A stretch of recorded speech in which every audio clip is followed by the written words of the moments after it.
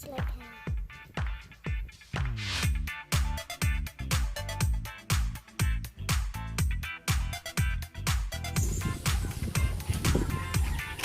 We are using this time the polycord twine.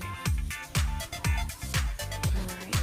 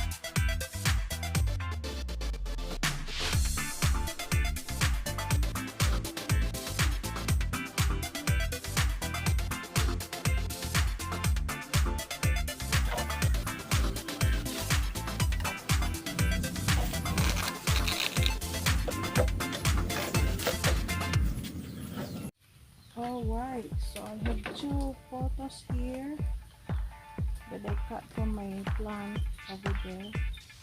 This should be enough. Hi!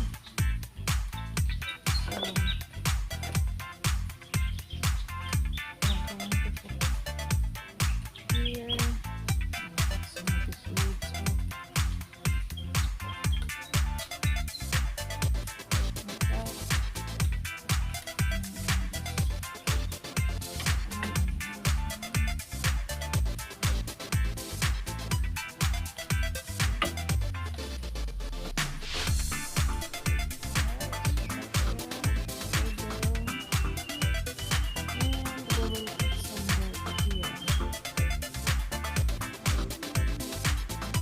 Here we go, guys.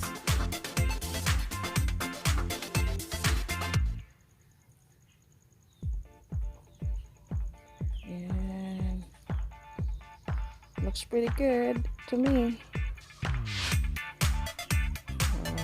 DIY pot. Perfect.